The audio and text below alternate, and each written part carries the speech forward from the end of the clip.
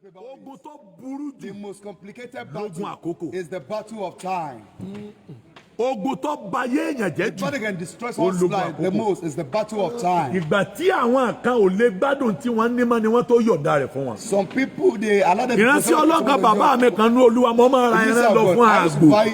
Ram. Wọ́n ìgbàdúrà fún mi. He won't pray. Màá rà gbò lọ fún wọn. I'll buy a ram and give it to him. During Christmas. Wọ́n nígbàdúrà fún mi. He won't pray for me. Wọ́n ló ṣe wọ́n dàbọ̀. He said thank you bye bye. Kí ló dé tí inú bàbá yóò dùn? Why is the reason so happy? Mo sì tiraka wówó àgbò. And I'm strong to buy a ram. Fún bí ọdún mẹ́ta. For like 3 Mo wá years. lọ bá pásítọ̀ wọn And I went to meet his pé màá pastor. ra àgbò wá. I will call him with a Kàkà ram. súre wo He said súre. bless me, not bless me. Ó ní ìbànújẹ́ ni ìrúbọ rẹ̀ ń jẹ́ fún Your bàbá. sacrifice is giving Mo ní one kí of ló God's dé? sorrow. Is that Ó ní why? bàbá ò lè jẹran mọ́. The man can no longer eat the Wọ́n ní ẹja wọn fọwọ́ fọ báyìí. that even they have to break them. Wọ́n wá fi sẹ́nu kò sí yín mọ́.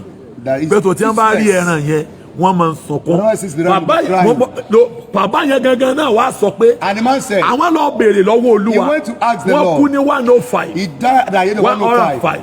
Olúwa wá sọ fún ẹ God told pé him 35 years 35 years. ni mo ti ní kọ́ ọ máa lògbà rẹ. That was when I just said you to be using your time. 35 At the age of 35. so 35 At the age of 35. ló yẹ kọ́ ọ máa lògbà You've been rẹ. destined to be So using bẹ́ẹ̀ your time. 75 ni wọ́n tó rí gbà lò. But he started using the time when he closed 75 years. Ọdún mélòó lógun afàkókò ṣòfò lò? 40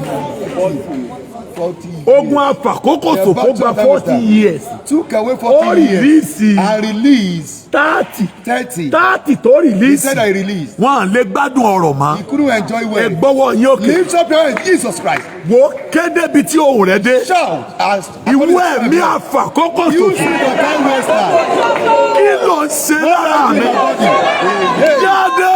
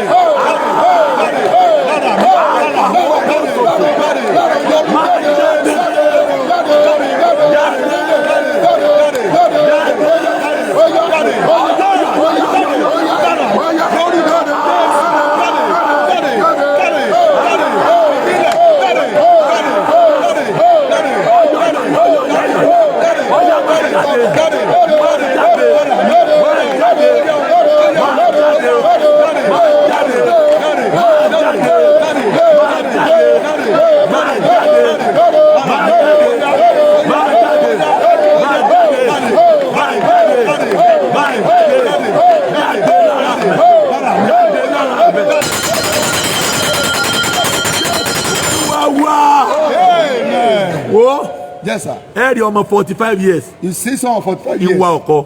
A lady of 50 looking for husband. years. Sometimes 50. Ìwà ọkọ. Looking for husband. 55. 55 years. Ìwà ọkọ. Looking for husband. 40. 40 Ìwà years. Looking for ọkọ. husband. Kìí ṣe ìpinnu Ọlọ́run. That is not God's plan. Ẹ̀mí àfàkókò It is ṣòfò. the work of the spirit of time waster. Olódùmarè lọ. Almighty God is my witness. Mo mọ èrò mi sí yín.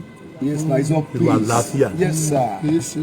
Ohun tó yẹ kó ti gbàgbé pé òun ò bí mama She should have forgotten about child. Ni wá ń wá She started ọkọ looking for husband. tí ó ṣẹ̀ṣẹ̀ lóyún fún. That now impregnate Ọmọ 55 years tọ́sẹ̀ lóyún ẹ̀ mọ bí eegun rẹ̀ ó ṣe fi ìnira gbóyún ni. You know that she won't be as energetic as she supposed to be. Agbára She was, tí àfàkókò ṣòfò that's the lóyún. power that time waster is. Ẹgbọ́wọ́ méjèèjì òkè. Lift up your two hands. Basali God, akafaru in the amada name of yali Jesus. akafaru amada lima. Ẹ̀kẹ́ ìgbà kẹta la ń lọ Shout, you are going to third time. Ìgbà méje la máa gbà. It's going to be 7 times. Ẹ̀kẹ́ Shout. débi tí ohùn rẹ̀ dé. According to the spirit Kí of ni the voice. bẹ lára What mi? is in my body? Hey. Tó fi That àkókò is mi wasting my ṣòfò. time. Hey, hey. Ó yá jábọ́. Ó yá jábọ́.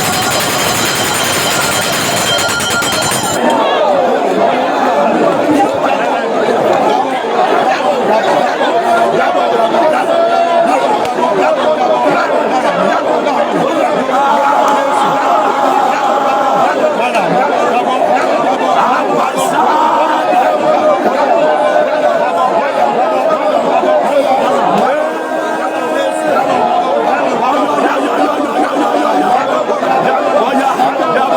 Ó yá jábọ́. Ó yá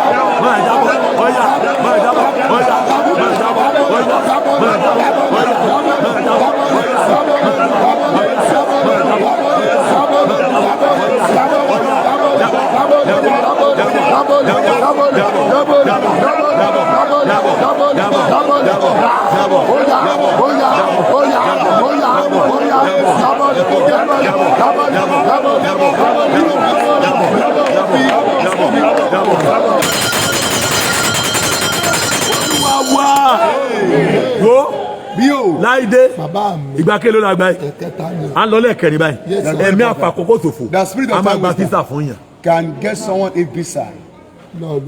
ọlọ́ngbọ́. Yes. ibi tíire rẹ̀ wà lọ́wọ́ o ṣùgbọ́n yóò gba físà àlùmí fún. is that where his goodness is but he gives àwa ni mo ń lọ sí lùmí. and the person who decide to travel look at me. ẹ̀mí àfàkókò ṣòfò a máa sọ̀rọ̀ bí ohùn. can use bí ohùn Olúwa. use the voice. o náà ní ohùn. it also have a voice. ìmọ̀ sọ̀rọ̀ tẹ́ máa gbọ́ tẹ́ rò pé Olúwa ní sọ̀rọ̀. you be thinking God is talking. tó o bá dá ohùn Olúwa mọ̀. if you don't recognize the voice of God. ogun ìdílé a máa sọ̀rọ̀ bí ohùn Olúwa. can speak and use God's voice. ẹ̀mí àfàkókò ṣòfò a máa sọ̀rọ̀ bí ohùn Olúwa. can also use God's voice to talk. bẹ́ẹ̀ ni sà òmìrán a máa sọ̀rọ̀ bí ohùn Olúwa. can speak and use the voice of God. a máa léèyàn kó lé ọkọ sà. can send a woman out. a máa gba físà fún yàn. àfàkókò ṣòfò láàrin ibi ó burú dèrè a máa yan wòlíì fún yàn. you can even assign a prophet on someone. bẹ́ẹ̀ ni sà ọ̀kan lọ gbọ́ yóò yan wòlíì fún yàn. wọ́n ò rí ọmọbìnrin tó lọ lé wòlíì pé ẹni tó ń fẹ́ yìí òun fẹ́ gbàdúrà lórí ọjọ́ ìgbéyàwó kó dé ẹ̀mí ìgbà tó kó délé wòlíì ó sì lo ọdún 12 nílé wòlíì. 12 years. lẹ́yìn ọdún 12 iye rẹ̀ sọ ìgbàdíyẹ rẹ̀ ó fi sọ ó ti lọ bí 45 years wọ́n ti wéèsì àkókò máa lọ́wọ́. àlọ́ máa ń rìn ó lè yan wòlíì fún yàn alóbìnrin kan rè dí lọ lórí òkè rẹ wọ́n ní pásítọ̀ yẹn sọ pé ìwọ pé ayé ń ṣe ọ́ ni. what is wrong with you. irú ẹ̀ mẹ́ta ní bẹ́nu ilé mi tí mo dè mọ́lẹ̀. I have 3 women like you that I carry my. mi ò fẹ́ wọn wọ́n wá gbàdúrà lọ́dọ̀ mi ni mo mú wọn lẹ̀. they came to pray and I decided to tie them down. tí bá ti fẹ́ bá wọn sùn máa síye wọn tí bá tó parí máa tún lọ́ọ̀kì àgádágodo wọn. lọ́wọ́ á rè dí lọ rè dí bọ̀ wọ́n ní yẹn yá kólẹ̀ pé yẹsà ẹ má bínú wòlíì tí ń fogun rẹ̀ gbowó ogun lọ́yàn fún ọ. Abba Father. orí ń fọ́ mi send 10,000 ogun lọ́yàn fún ọ ogun àfàkókò ṣòfò tó fẹ́ wéèsì àkókò rẹ ó lọ́yàn fún ọ tó ogun àfàkókò ṣòfò bá yan wòlíì fún yàn kódà wòlíì yóò tún yan ọkọ fún yàn pé ọ̀fẹ́ lágídí ni o kò sí tó ṣe ọ̀pọ̀lọpọ̀ gbéyàwó mi wòlíì so wọ́n pọ̀ lágídí by fire by force ọ̀fẹ́ nígbà tán débi ìgbéyàwó ọ̀hún ìgbéyàwó ọ̀hún láti má tẹ̀ dàrú torí ogun lọ́yàn wòlíì fún wòlíì lọ́yàn ọkọ fún. And prophet gave her the husband she married. ẹ gbọ́wọ́ yín òkè. Lift up your ìgbà kelo la lọ yìí. The 4th time. ẹ kéde bí tí òun yín dé. Yes sir, in the name of. ìwé ẹ̀mí àfàkókò you say your time waster. o lè dá mi dúró. you cannot stagnate me. jáde.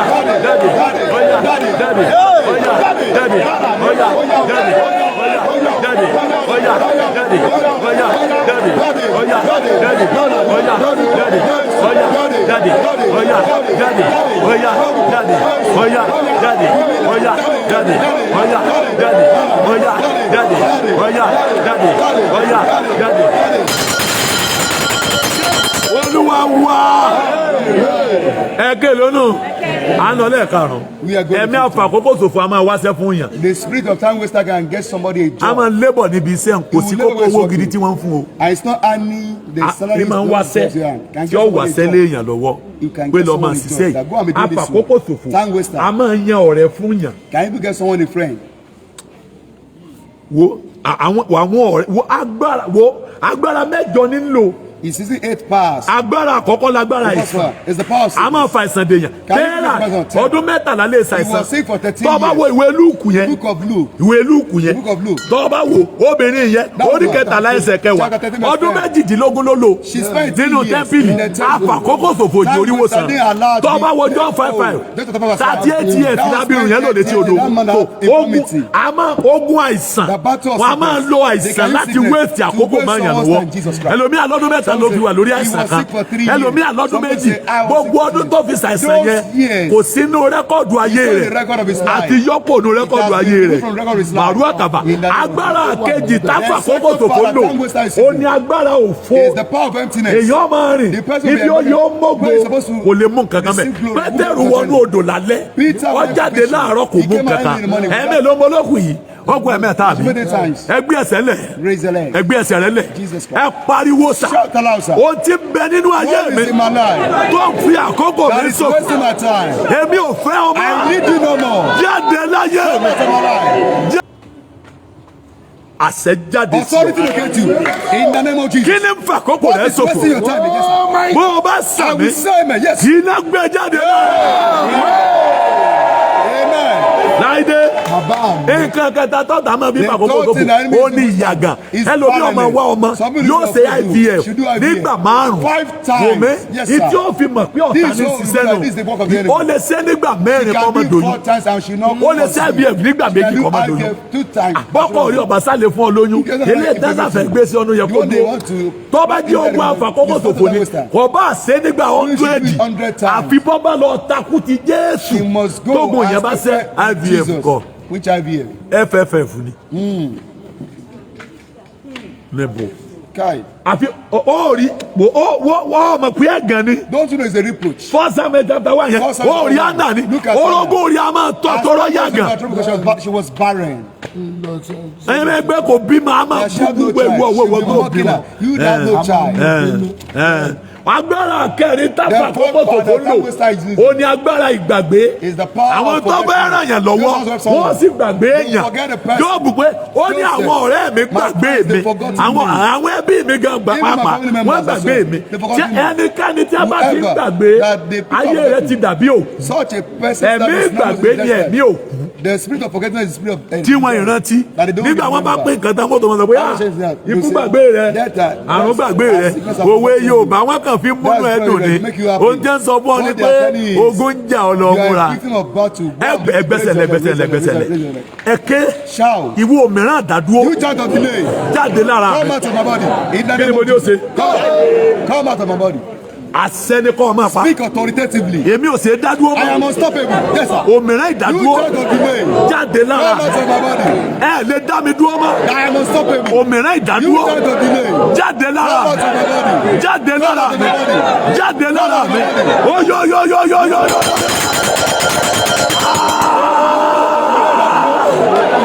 Ọ̀yá jáde jáde jáde ọ̀yá ọ̀yá ọ̀yá ọ̀yá jáde jáde jáde jáde jáde jáde jáde ọ̀yá ọ̀yá ọ̀yá ọ̀yá ọ̀yá ọ̀yá ọ̀yá ọ̀yá ọ̀yá ọ̀yá ọ̀yá ọ̀yá ọ̀yá ọ̀yá ọ̀yá ọ̀yá jáde jáde jáde jáde jáde jáde jáde jáde jáde jáde ọ̀yá jáde òmìnira ìdádúró jáde ọ̀yá jáde jáde jáde jáde jáde jáde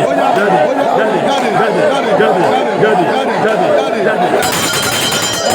Jésù Olúwa wa. Ẹ gbàdúrà yẹn. You didn't pray as expected. Wọ́n á máa fi ìlara dáàyàn dúró. They can delay someone because wọ́n á máa fi ọ̀tẹ̀ dáàyàn dúró. Even they can use conspiracy. Wọ́n á máa fi ìbínú dáàyàn dúró. They can use anger to stop or delay Wọ́n á someone. máa fi ègún dáàyàn dúró. They can use cause to delay someone. Wọ́n á máa fi ogun dáàyàn And they can dúró. use battle to delay Wọ́n á someone. máa fi ìfẹ́ dáàyàn They dúró. can use love to delay someone. Sọ́ọ̀mù pé mo sọ nípa obìnrin tí wọ́n fẹ́ fún ní kọmíṣánná. You know, I told you about a woman that was Mo sọ bí oṣù bíi márùn sẹ́yìn. like 5 months ago. Wọ́n fẹ́ fún ní kọmíṣánná. They wanted to give her commissioner Wọ́n ní position. kọ́ wá dìfẹ́ndì ara ẹ̀ ní They told her house to come and defend herself in the house of assembly ní ọ̀la. tomorrow. Wọ́n sọ fóbìnrin yẹn. The woman was told. Nígbà tó délé When she got to ó sọ fún ọkọ pé she told her ó husband, ti rí bá a ti fẹ́ orí o. it is the way we want it to be Ọlọ́run now. ti ṣe o. God has done it. wọ́n ní kọmíṣánná wọn fẹ́ fún. They want to give me commissioner. wọ́n kàn ní kí wọ́n wá sí They told me to come house lọ́la. to the house tomorrow, ó dẹ̀ fẹ́ lọ. and she wanted to go. inú ọkọ dùn. The man was ọkọ ní happy. kò lè bá I àmọ́ was sí tínú mi for you to dùn. know how happy I èmi am. ní ìbọn lu aṣọ tó I wọ̀. will be the one that will help you to hire the ọkọ people sì to tún wear. aṣọ tí ìyàwó rẹ̀ ọwọ́ lọ. And the man did so. bàtí wọ́n jẹun tán After eating, ọkọ ní a gbọ́dọ̀ the celebrate man said, we ọjọ́ must ayọ̀ yìí. celebrate this day of joy. wọ́n dẹ̀ já wáìnì. And he opened a ọkọ ní kí wine. ìyàwó lọ kó kọ́ọ̀pù wá. He told his wife to go and bring up they used to drink it. èmi ọmọ bó ti ṣe. I didn't know how he did it. ìyàwó yẹn dẹ̀ sùn ní alẹ́. The woman went to bed in the ó dẹ̀ evening, jí nírọ̀lẹ́ ẹjọ́ and she woke up the following evening. wọ́n ń pè é. They were calling Ọkọ ẹ̀ ní her. gbé. It was her husband that was speaking up her Jàmbá ti behalf. pè é. When they called her, àwọn tó fà á lẹ̀. those that pé nominated lágbájá wọn ń her, retí ẹ̀ ní that they are ọ̀sán. expecting you ọkọ over rẹ̀ there. sọ pé Her husband wọ́n said, fẹ́. she said she's not Ó ní ẹ máa mú pò lọ. interested. That go with your ó lóun post. ọ̀fẹ́. She said she's not ó interested. wá jí láago mẹ́fà. And she woke up at 6 nírọ̀lẹ́. p.m. in the ó wá ń wò evening. báyìí sílẹ̀ tí And máa she ní. was thinking, lọ́wọ́ àsọfọ́kọ pé kí ni mo ṣe she asked her, tí mo what fi did I deserve do ilé. to deserve this ọkọ from you? wípé The man said, tó o bẹ́ẹ̀ lè di if you should become Commissioner. the commissioner, ẹnu mi ò ní kọ́ ọ mọ́. you will not be màá fún ọ ní 200,000 máa fi compensate. I'll give you 200,000 naira to compensate ẹ you. gbọ́wọ́ yín sókè. Kai, Jesus Christ. sọ gbàdúrà yẹn padà bó ní. Are you ready to pray or not? ọ̀rẹ́ ènìyàn lè dá yẹn. Your friend can stop or delay you. ọyọ kọ́ bẹ́ẹ̀ ti ta ni. Ah. yóò nà dákú ọkọ tó lè fún ní pọ́lìsì jẹ yóò nà dákú kọ́ nà lọ́dọ̀. Let's see how you do. ó lóun ọ̀lọ́kọ mọ́. She said, no, I don't want to. mo lóò lè fi ilẹ̀. I saw you can't divorce him. mo lóò lè fi ilẹ̀. You can't divorce ó lóun ó fi ilẹ̀. She said, mo lóò lè fi I ilẹ̀. said, no, you can't. mo ní ó ní òun ó fi ilẹ̀ dandan. She said it's mo ní mandatory. bíbélì ọ̀sán nípa I said, the Bible pé says- ìkọ̀sílẹ̀. agbára tí afàkókò ṣòfò lò. The power that time waster is using. agbára ìgbàgbé The power Jóṣúà of àti forgetting. Kélébù Jóṣúà gbàgbé Kélébù. Joshua forgot Caleb. olórí a máa gbàgbé Then the èèyàn gbà prophet mí. can forget someone at times. Yes, sir. agbára karùn lágbára The kó lórí ó máa yẹ àdéhùn The power for agreement the kó máa to change change the wọ́n agreement. pa ọ̀yà Jákọ́bù dà Jacob ní was sustained 10 ìgbà mẹ́wàá. 10 times. agbára kẹfà The sixth ó power ní agbára láti Is ṣìwàwù the power to misbehave. ọmọ Ísírẹ́lì ṣìwàwù sí Ọlọ́run They misbehave to God. wọ́n sọ nǹkan nù. And they lost some people. agbára keje The seventh ó power ní agbára ìbòjú is the power of veil. 2 Kings chapter 9 verse 1 9 verse 1. á da ìbòjú bo Jéhù They used wọ́n it rí to cover náà Jehu. rí They for was not being years. found for years.